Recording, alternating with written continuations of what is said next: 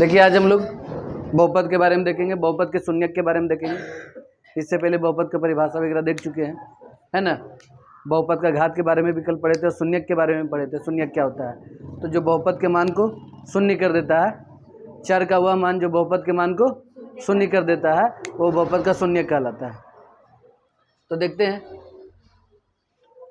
बहुपद के शून्यकों और उनके गुणांकों में संबंध। बहुपद के शून्यकों और उनके गुणांकों में संबंध एक एक करके देखेंगे। तीनों बहुपद के बारे में, रैखिक के बारे में, फिर द्विघात बहुपद के बारे में, फिर त्रिघात बहुपद के बारे में। पहले रैखिक बहुपद के बारे में, लीनियर पॉलिनोमियल।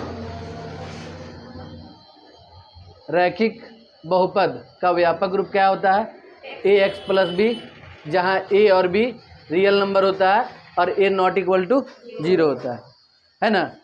रैखिक बहुपद का एक और केवल एक शून्यक होता है। रैखिक बहुपद का एक और केवल एक शून्यक होता है। क्या होता है? शून्यक होता है।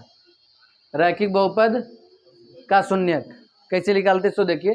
पहले हम लोग शून्यक निकालने के लिए क्या देखे थे? शून्यक वह मान होता है जो चर का वह मान जो बहुपद के मान को शून्य कर देता है। तो यहाँ बहुपद का मान को शून्य करना पड़ेगा। तो हम लोग का बहुपद क्या है? यहाँ पास px, बहुपद को px से डिनोट करते हैं। तो px बराबर 0 ले लिए, तब ना शून्य लिख लेगा। x का वह मान जो px को क्या कर दे? शून्य कर दे, शून्य के बराबर कर दे, तब शून्य निकलता है। तो शून्य निकालने के लिए बराबर 0 हमेशा करना पड़ेगा आपको। अब यहाँ जो हम लोग का बहुपद का व्यापक रूप था, ax + b बराबर 0 कर लिए। अब ये प्लस b इधर आ गया तो माइनस b हो गया। ax बराबर -b, इसलिए x बराबर, अब देखो इधर जो a गुना में इधर आके क्या चीज हो जाएगा? भागा में हो जाएगा। तो x बराबर क्या हो जाएगा? -b/a। यहाँ x बराबर -b/a, यही शून्य का या ये -b है क्या चीज? हम लोग क्या यहाँ पढ़ रहे हैं? शून्यक और उसके गुणांकों के बीच संबंध पढ़ रहे हैं, है ना। तो अब गुणांक क्या है देखना बढ़िया से ध्यान से। ax + b, ax + b, हम लोग का px यही था। यहाँ पास ये a का खासियत क्या है? ये a है क्या? a जो है x का गुणांक है। x का गुणांक, x का गुणांक क्या है? a। x में a से गुना हुआ है।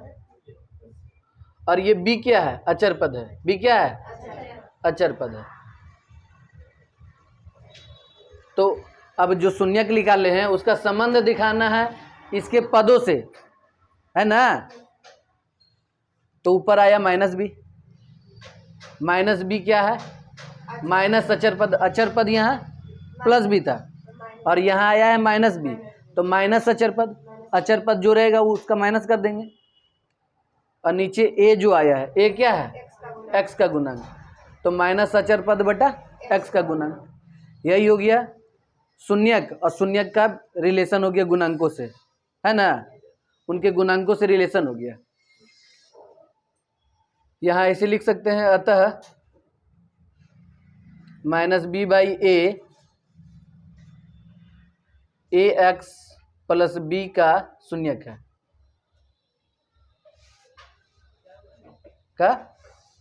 है, है ना जी। अब देखिए एग्जाम्पल देख लीजिए। पहला एग्जाम्पल, ax + b का शून्यक निकालना है ना। तो लेट px बराबर, बहुपद बराबर क्या मान लेंगे? px बराबर 3x + 5। शून्यक के लिए क्या करना पड़ता है? px बराबर 0 करना पड़ता है। 0 कर लिए। अब यहाँ 3x + 5 बराबर 0 लिख लिए। अब यहाँ +5 इधर आके -5, 3x बराबर -5, 3 इधर जो गुना में इधर आके भागा में हो जाएगा। तो x बराबर -5/3 हो जाएगा। यहाँ अतः -5/3 3x + 5 का एक शून्यक है। अगर तुम चाहेगा इसका डायरेक्ट शून्यक निकालने के लिए, तो शून्यक का हम लोग इसके गुणांकों के बीच संबंध प्राप्त कर चुके हैं, जान चुके हैं। क्या? माइनस अचर पद बटा x का गुणांक। ध्यान दीजिएगा, तुरंत पता चल जाएगा। देखिए माइनस अचर पद क्या है यहाँ पास 5 है। 3x + 5 में 5 क्या है अचर पद, तो 5 ऊपर लिखा जाएगा। x का गुणांक क्या है, x में क्या चीज़ से गुना हुआ है, तो नीचे 3। यहाँ क्या आया था, एक तरह से जांच का नियम भी हो गया ये, है ना। अब देखिए दूसरा एग्जांपल, 2/3y - 5/4 का गुणांक। अब गुणांक निकालना है, तो मान लेते हैं, माना कि लेट py बराबर 2/3y - 5/4 शून्यक के लिए, है ना। शून्यक निकालने के लिए क्या करना पड़ता है, py बराबर 0 करना पड़ेगा। y इसलिए क्योंकि ये y के टर्म में दिया हुआ है, यहाँ चर क्या वेरिएबल क्या है y है। अब यहाँ py के जगह पे 2/3y - 5/4 बराबर 0, ये 5/4 इधर आ जाएगा बराबर के इस साइड, माइनस से उधर, तो इधर आके प्लस में हो जाएगा। अब 2/3y बराबर 5/4। अब यहाँ y में गुना है 2/3 से, इस साइड आएगा तो भागा लगेगा, भागा लगेगा तो ये उलट जाएगा। 5/4 इधर था, गुना होकर के ये 3 ऊपर चल जाएगा, 2 नीचे आ जाएगा। ऊपर ऊपर गुना, 5 × 15 नीचे 4 × 2 = 8, y बराबर 15/8। अतः 15/8 2/3y - 5/4 का एक शून्यक है। अगर इसका सत्यापन करना चाहते हो, जांच करना चाहते हो, है ना, सत्यापन, x बराबर क्या होता है, माइनस अचर पद बटा x का गुणांक, माइनस अचर पद क्या है आपका 5/4, और x का गुणांक क्या है, यहाँ y का गुणांक न हो जाएगा, यहाँ y का गुणांक हो जाएगा, और y बराबर लिख लेगा ना। तो y का गुणांक यहाँ क्या है 2/3, है ना। अब देखिए -5/4, ये 3 ऊपर चला जाएगा जी, और ये 2 नीचे चला आएगा। 5 × 15 नीचे 4 × 2 है, यही चीज़। माइनस छूटा हुआ है क्या, देखिए ध्यान दीजिएगा, माइनस यहाँ पहले से था, और यहाँ -5/4 भी है ना, -5/4, तो माइनस माइनस क्या हो जाएगा प्लस, तो 15/8 आ जाएगा, है यहाँ पास, सही है, ठीक है। अब आगे देखते हैं, रैखिक, देखिए आगे, अब देखेंगे द्विघात बहुपद, रैखिक बहुपद हो गया। अब द्विघात बहुपद, क्वाड्रेटिक पॉलिनोमियल। द्विघात बहुपद का व्यापक रूप कैसा होता है, ax² + bx + c, जहाँ a b c तीनों क्या रहेगा, वास्तविक संख्या रहेगी, r रहेगा, और a ≠ 0। द्विघात बहुपद का 2 शून्यक होता है, कितने शून्यक होते हैं, 2 शून्यक, और दोनों शून्यक को डिनोट किया जाता है, और उसे अल्फा और बीटा द्वारा सूचित किया जाता है। एक को अल्फा बोलते हैं और दूसरा को बीटा बोलते हैं। द्विघात बहुपद का शून्यक निकालने के लिए हम लोग क्या करेंगे, देखिए px बराबर 0 मानना पड़ता है ना, ये हम लोग का द्विघात का व्यापक रूप था, तो ax + bx + c बराबर 0 कर लिए। और जब इसका हल करने का विधि गुणनखंड विधि या श्रीधराचार्य विधि या किसी एक मेथड से हम लोग जब निकालेंगे इसका, यह वर्ग पूरा करके विधि होता है, इसको हम लोग चौथा चैप्टर में पढ़ेंगे कैसे इसका शून्यक निकाला जाता है। गुणनखंड विधि से हम लोग कुछ बनाएंगे भी यहाँ, ठीक है, कुछ का। अगर यहाँ निकालिएगा श्रीधराचार्य विधि, एक विधि है जिससे डायरेक्ट हम लोग आंसर निकालते हैं, इसको बोलते हैं श्रीधराचार्य विधि या डिपिक मेथड बोलते हैं। इसके द्वारा x जो डायरेक्ट होता है, x बराबर -b ± √b² - 4ac/2a होता है ना। अगर यहाँ पास, हाँ यहाँ पास अगर अल्फा बराबर हम लोग मानेंगे तो -b प्लस में ले लेंगे, √b² - 4ac/2a।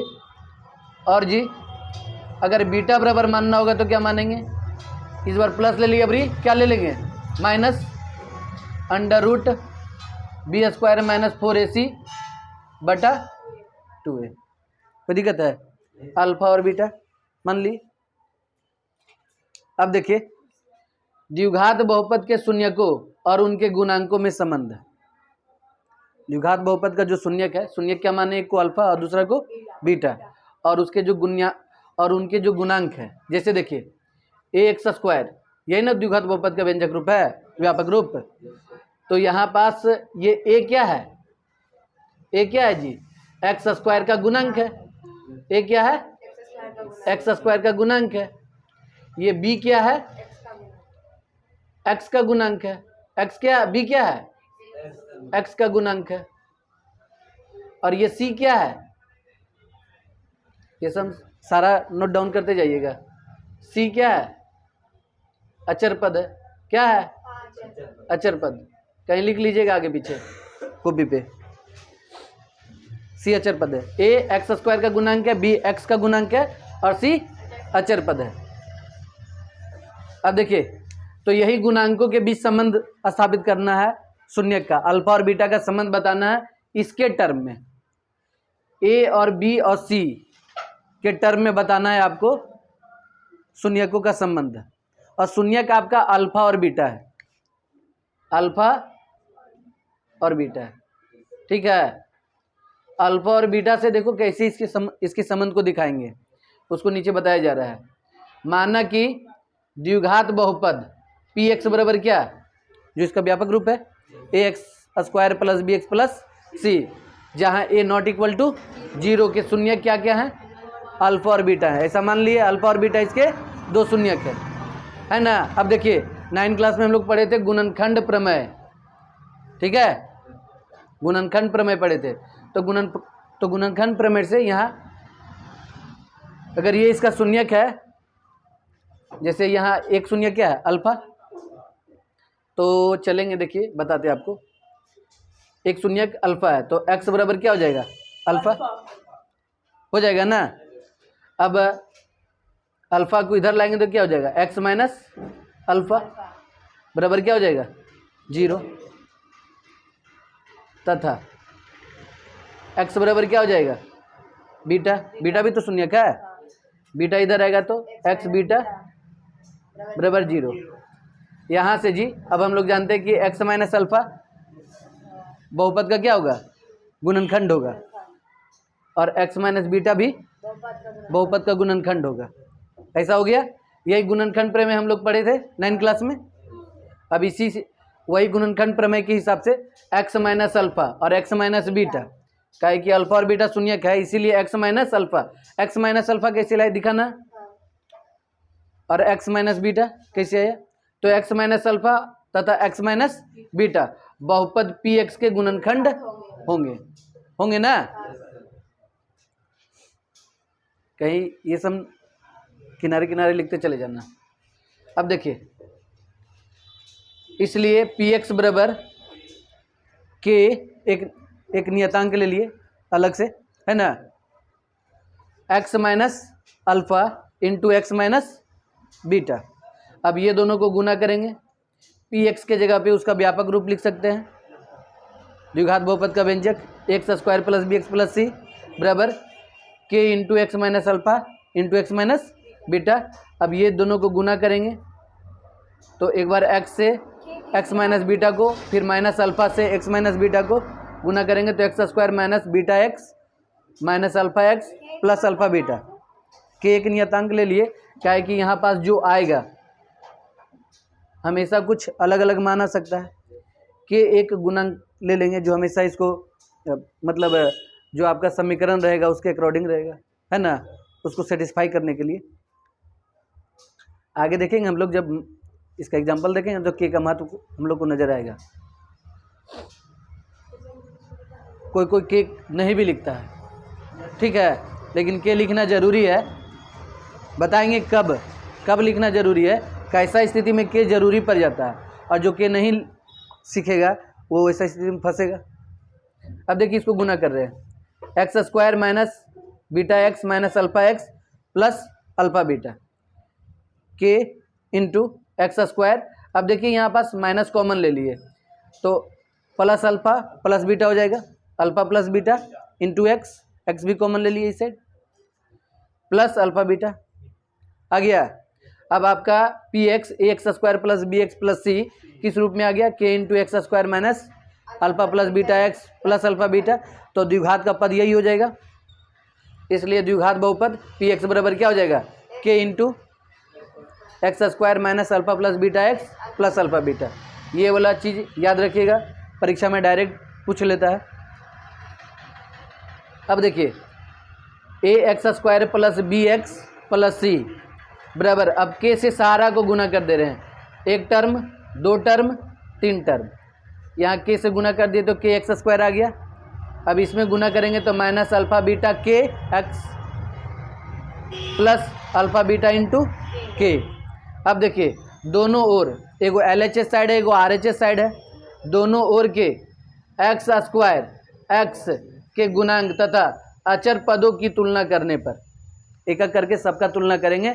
एक्स स्क्वायर के गुणांक का भी तुलना करेंगे, एक्स के गुणांक का भी तुलना करेंगे और अचर पद का भी तुलना करेंगे। दोनों ओर का क्या क्या हो रहा है। तो केस वन, एक्स स्क्वायर के गुणांकों की तुलना से, इधर क्या है एक्स स्क्वायर ए एक्स स्क्वायर, इधर क्या है के एक्स स्क्वायर कट गया, बचेगा मेरा क्या, ए बराबर के या के बराबर ए, इसको क्या मान लिए फर्स्ट। अब देखिए केस टू, एक्स स्क्वायर का गुणांक से क्या निकला, एक्स स्क्वायर के गुणांक से क्या निकला, के बराबर ए निकला। अब एक्स स्क्वायर का गुणांक कर, एक्स का गुणांक कर रहे हैं, एक्स के गुणांकों की तुलना से इधर क्या है जी, बी एक्स है, और इधर क्या है माइनस अल्फा प्लस बीटा के एक्स है ना, यहाँ दिख रहा है ना बी एक्स, और यहाँ क्या है ये माइनस अल्फा प्लस बीटा के एक्स, उसको यहाँ लिखे। अब देखिए इधर एक्स से एक्स कट गया एक्स से एक्स, तो यहाँ क्या बच जाएगा बी, इधर क्या बच जाएगा minus beta minus alpha plus beta के। अब माइनस इधर चलाएगा तो माइनस बी हो गया, ये इधर ये क्या हो गया अल्फा प्लस बीटा इंटू के। अब अल्फा प्लस बीटा केवल निकालना है हमको, तो ये चुप के इधर गुना में उधर जाके क्या चीज हो जाएगा, भागा, माइनस बी बाई के हो जाएगा। अल्फा प्लस बीटा बराबर क्या हो जाएगा, माइनस बी बाई के। अब हम लोग जी यहाँ क्या लिखा लेते, के बराबर ए माइनस बी बाई ए, के जगह पे क्या कर लिए ए। समीकरण फर्स्ट है, समीकरण फर्स्ट में क्या बताया हुआ है, ए बराबर के या के बराबर ए। अगर के नहीं लेके चलिएगा तो क्या होता, के नियतांक नहीं लेके चलते तो फंसते, यहाँ पास नहीं फंसते, या किसको मानना जरूरी था ना। अब देखिए तो यहाँ आपको निकल के आया अल्फा प्लस बीटा बराबर माइनस बी बाई ए। ये अल्फा प्लस बीटा को कहा क्या सकते हैं, अल्फा और बीटा आपका शून्यक था, और शून्यकों का ये जोड़ है, योगफल है, अतः शून्यकों का योगफल क्या हो जाएगा minus B by A. B को क्या बोल सकते हैं, एक्स का गुणांक, माइनस एक्स का गुणांक लिख दिए, और ए को क्या लिख सकते हैं, एक्स स्क्वायर का गुणांक लिख दिए।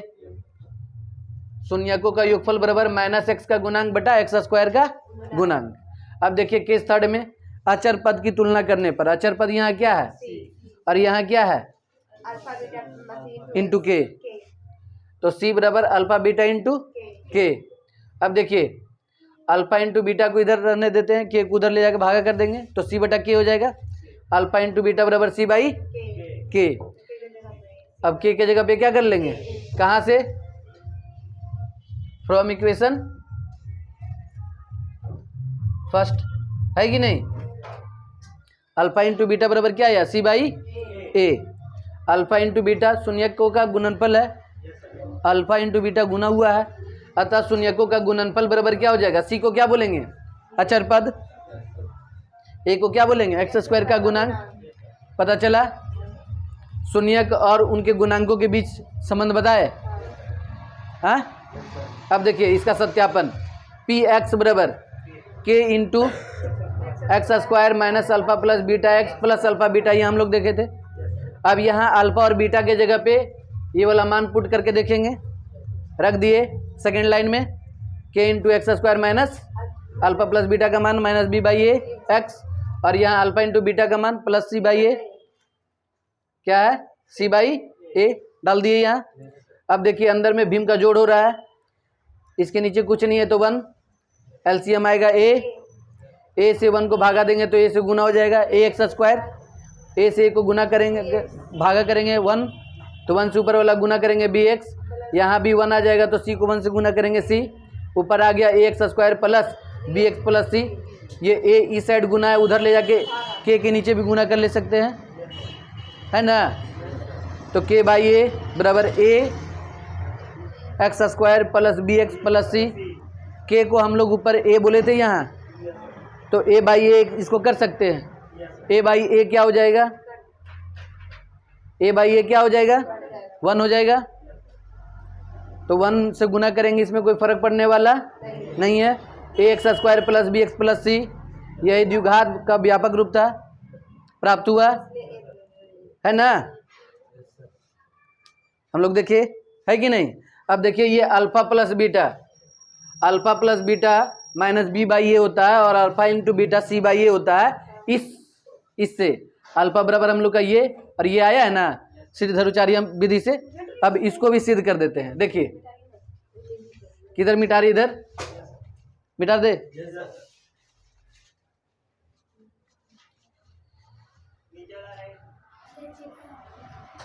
अल्फा आपका क्या है जी, श्रीधराचार्य से क्या निकला था, श्रीधराचार्य विधि द्वारा बोलिएगा जी। अल्फा बराबर क्या, minus B plus minus under root B square minus 4ac by 2a, और बीटा बराबर क्या आया है माइनस बी, यहाँ प्लस लेंगे और यहाँ केवल माइनस लेंगे, under root B square minus 4ac बटा 2a। अब जी शून्यकों का योगफल, शून्यकों का योगफल, शून्यकों का योगफल अल्फा प्लस बीटा को प्लस करना पड़ेगा, ये दोनों को जोड़ेंगे, minus B plus under root B square minus 4ac बटा 2a plus minus B square minus 4ac बटा 2a। एलसीएम क्या आएगा 2a, ऊपर यहाँ जी b plus under root B square minus 4ac, और यहाँ जी माइनस b हो जाएगा और ये माइनस में ही बी स्क्वायर माइनस 4ac, ये दोनों कट जाएगा प्लस माइनस होने के कारण। अब यहाँ आ जाएगा minus B minus 2b by 2a, 2 से 2 काट दे, क्या आ गया माइनस बी बाई ए। यही था शून्यकों का योगफल था, अल्फा प्लस बीटा बराबर माइनस बी बाई ए, पता चला इस विधि द्वारा। तो ये मतलब सही है, पता चल रहा है।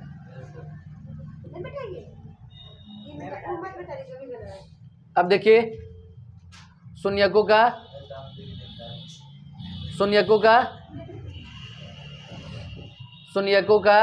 गुणनफल, शून्यकों का जी गुणनफल कैसे करेंगे, alpha into beta, alpha beta हो जाएगा। अब दोनों को गुना कर लेते हैं, minus B plus under root B square minus 4ac by 2a into minus B minus under root B square minus 4ac बटा 2a। देखिए ऊपर गुना करेंगे, minus B plus under root B square minus 4ac into minus B minus under root B square minus 4ac बटा 2a। ऊपर आपको कुछ दिख रहा है, alpha plus beta, alpha minus beta, a minus b और ए प्लस बी वाला formula पे दिख रहा है, ए प्लस बी और ए माइनस बी क्या होता है, A square minus B square होता है।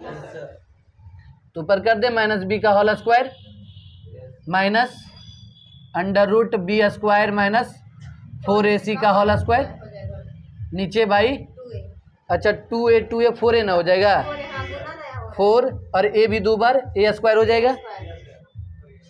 तो 4a²। आगे देखिए यहाँ जी b का स्क्वायर हो जाएगा माइनस ये क्या हो जाएगा, रूट से रूट का स्क्वायर है तो रूट कैंसिल, तो b² माइनस 4ac हो गया बाई 4a²। ये प्लस माइनस कैंसिल, अब क्या बचा, माइनस 4ac बाई 4a²। 4 से 4 चला जाएगा, चला जाएगा। और देखिए a से यहाँ 2 ठो है तो 1 ठो चला जाएगा, स्क्वायर हटा देते हैं। यहाँ क्या बचा, माइनस c बाई a। अब तो हम लोग क्या पढ़े थे, अल्फा इंटू बीटा बराबर c बाई a पढ़े थे, और यहाँ आ रहा है माइनस c बाई a।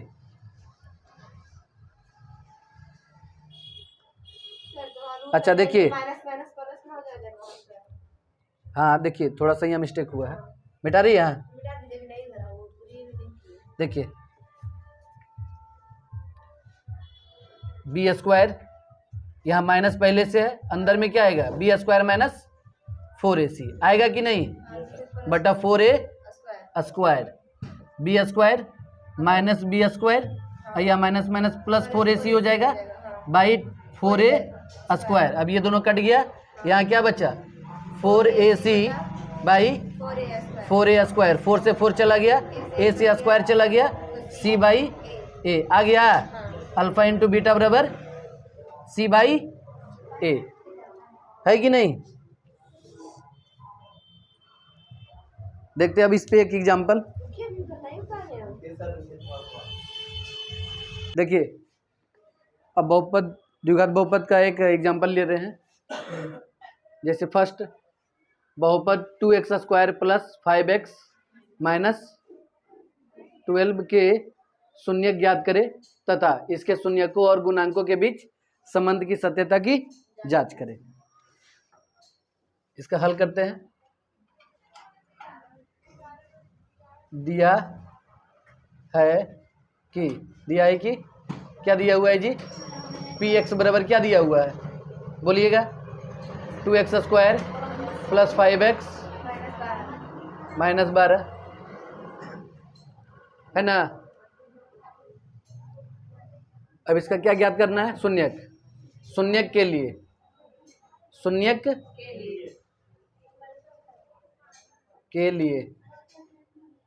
शून्यक के लिए क्या करते हैं हम लोग, px बराबर 0। अब px के जगह पे आप लोगों का क्या है, 2x² प्लस 5x माइनस 12 बराबर 0। गुणनखंड कैसे निकालते हैं, पहले मन में ये दोनों को गुना करते हैं, कितना आएगा, minus 12 into 2x² minus 24x²। अब इसको ऐसा तोड़ना है कि 5 आ जाए, क्या आ जाए, प्लस 5 आ जाए। कैसे तोड़िएगा, जब भी नहीं पता चले तो गुणनखंड का मदद लेना है। 24 यहाँ कितना आ जाएगा, 12, फिर यहाँ 2, फिर यहाँ 6, फिर यहाँ 2, तो यहाँ 3। कुछ इस तरह का कॉम्बिनेशन बनाइए कि जोड़ घटा के बीच में क्या आ जाए, 5 आ जाए। देखिए कीजिए, 3 दूना 6 और 4, तो बीच में कितना बचा, 2। और कोई दूसरा कॉम्बिनेशन बनाइए, 2 दूना 4 तिया, 4 दूना 8 और इधर 3, 8 में से 3 जाएगा, कितना बचेगा, 5। तो ये ठीक है, 5 आ गया। अब प्लस लाना है 5, क्या लाना है, प्लस 5, तो प्लस वाला बड़ा रखना पड़ेगा, माइनस प्लस 8x है ना, और माइनस 3x घट के क्या हो जाएगा, घट के हो जाएगा प्लस 5 हो जाएगा, और x है तो x भी, और गुना करेंगे तो x² प्लस 8 और माइनस 3, तो प्लस माइनस माइनस 8 या 24 हो गया। सटी बैठ रहा है। तो यहाँ किनारे वाला इसी तरह लिखेंगे, ये माइनस 12 इस तरह लिखेंगे, प्लस 5 को इस रूप में कर देंगे, प्लस 8x माइनस 3x बराबर 0।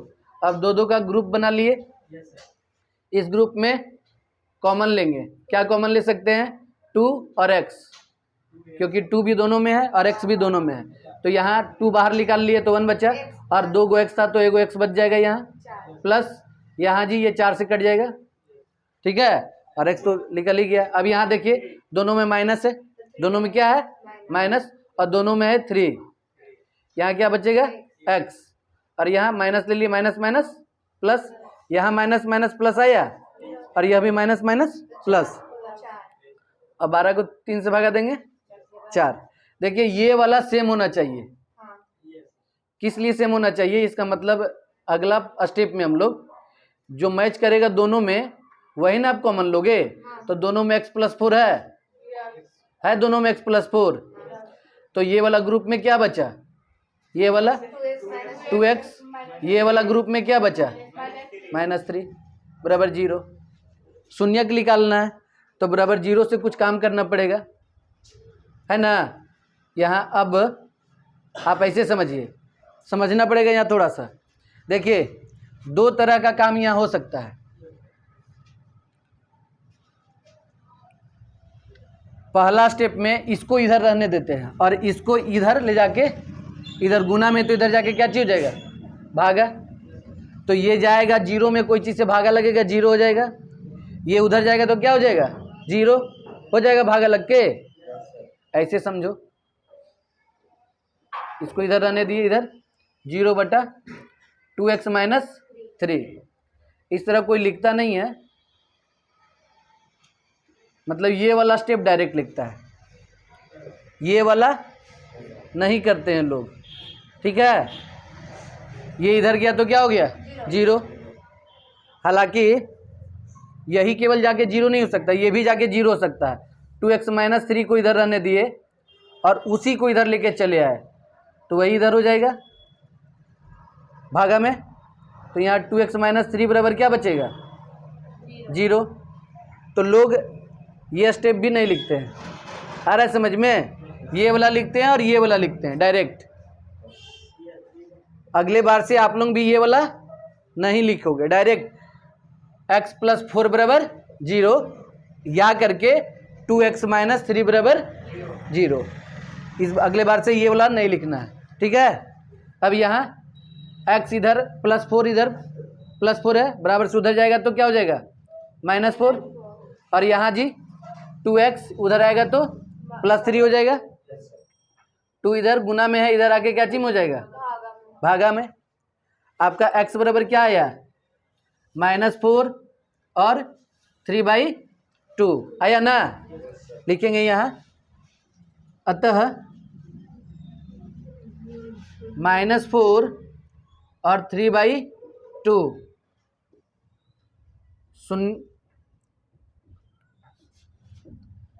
-4 3/2 2x² + 5x - 12 था ना, के 2 शून्यक है, 2 शून्यक है ना, पता चला। अब देखिए शून्यक तो निकल गया, शून्यक ज्ञात करना था, ज्ञात कर दिए शून्यक। अब क्या करना है, शून्यक और उनके गुणांकों के बीच में संबंध की सत्यता की जांच करना है। अब संबंध की सत्यता की जांच करेंगे कैसे, सो देखिए यहां लिख देंगे,